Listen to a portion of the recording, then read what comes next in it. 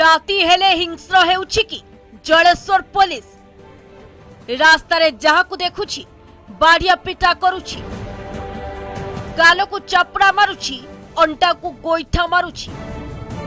भल मंद दूरर कथा आगे पिटुछि परे पचारुछि।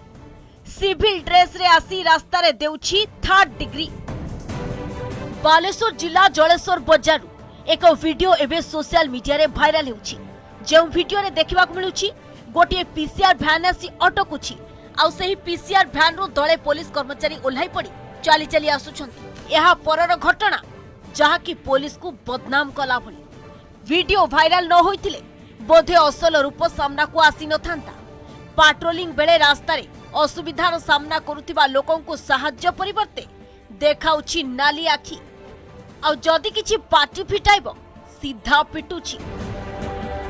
नजर पकांतो ए वीडियो रास्ता कड़े छिड़ा होइतिबा युवकों पाखक आसीगले साधा पोशाक रे थिबा पुलिस। सेपटे गाड़ी सिविल ड्रेस रे जड़े महिला मध्य आसुछंती। छिड़ा होइतिबा युवकों को किछि पचारिबा सह हठात गाल को चापुड़ा परे चापुड़ा मारी चलिले साधा पोशाक रे थिबा पुलिस कर्मचारी जनक। एतिकिरे मन शांत हेलानी, गोईठा परे गोईठा मारी चलिले। साइड रे गोटे कार भी छिड़ा होइछि किंतु सियाडे पुलिस बाबूंक नजर पड़ुनी। बाइक वाला काहे कि छिड़ा होइछि ताको पचारी रास्ता ऊपर 3rd डिग्री देउछि पुलिस। राति भी सेमिति किछि होई नाही। घटना घटितिला राति 11:30 समय रे। तबे प्रश्न उठुछि रास्ता ऊपर एभली 3rd डिग्री देबाकू पुलिस को किए देला अधिकार। घटना 28 मार्च रे होइतिबा बेले एबे मोबाइल रु मोबाइल घुरी बुलुछि। तेबे घटना रे पुलिस आईआईसी कोन कहउछंती सुनि नियंतु। सीए बहुत दिन तलर 28 दिन लगी सर।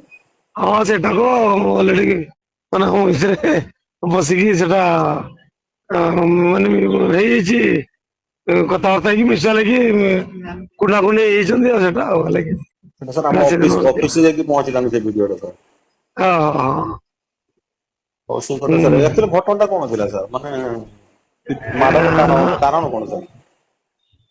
राति रे से लेट नाइट हेतिलानी आगे एपे आपी करके बुलुतले कहइसली सुनिनी से मोहरी थिला मोहरी चा मोहरी काम करना कोन से आओ